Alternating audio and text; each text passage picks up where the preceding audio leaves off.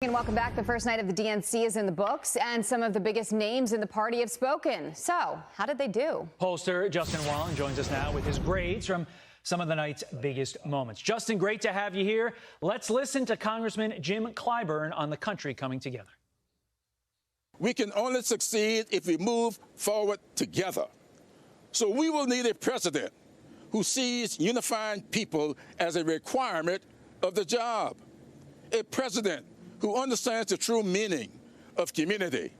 Justin, you gave Mr. Clyburn an A. Why? Yeah, well, I mean, it is the Democratic Convention, and this is largely the first night is about speaking to your base. It's been said that elections are largely one of two different routes, either anger or hope. Clyburn goes the hope route. He focuses on the future through the lens of the Democratic voter who views the current crisis being laid firmly at the feet of Donald Trump. I think it's a decent opening salvo. Justin, as you will recall, and many others watching will, a couple months ago we were hearing a much different tune from Governor Andrew Cuomo when it came to the COVID response and, you know, how the president was helping out New York in everything he was doing in his efforts. But that has changed. Take a listen to what he had to say last night. This is a man-made threat by our own negligence. Americans learned a critical lesson: how vulnerable we are when we are divided, and how many lives can be lost when our government is incompetent. You know, Justin, I think people have a hard time listening to him sometimes because New York was so hard hit. And you know, you look at our numbers of deaths in New York and the nursing home situation, and it's tragic. And I think people are frustrated when they hear that.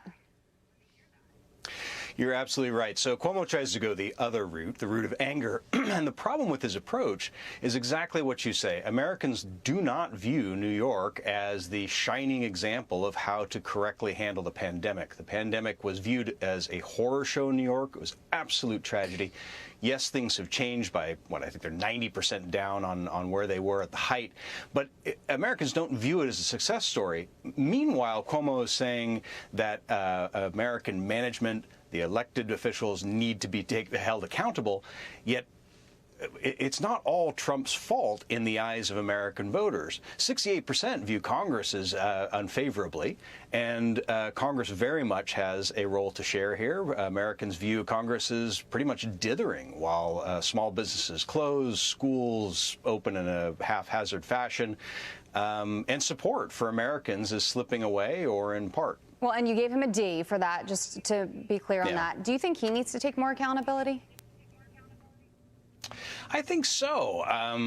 You know, New York it's just not an example of how this is supposed to be handled.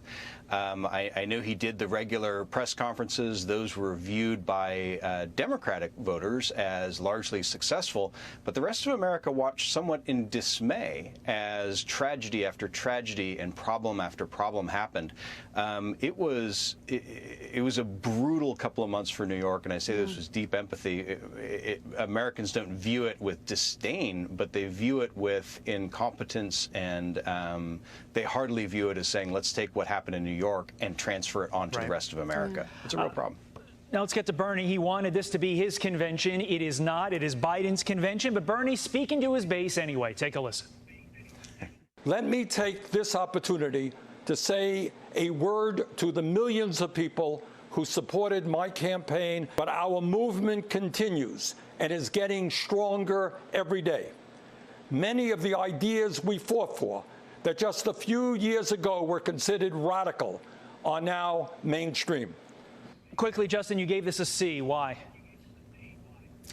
Well, first off, look at that again. How much firewood do they burn in Vermont? Bernie is all about Bernie. A lot of wood. He's very angry. Yeah, a lot of wood. So he's very angry. He's always very angry. Of course, importantly, you know, he does actually channel a very real and valid anger from a lot of Democratic voters who felt that their elected officials weren't responding to their needs. And that similar anger is what propelled Donald Trump to the presidency. The difference is that Bernie's agenda and his policies, unlike what he says, they're not mainstream. They're very much out of step with mainstream America, with mainstream American voters. And him taking a stand like this and speaking to those as being mainstream makes American voters a little bit queasy, those middle American voters. Is this what Biden's going to be? Is this what they're buying? Yeah, a lot of questions still. Justin, thank you, as always, for joining us. We really appreciate it. Thank you.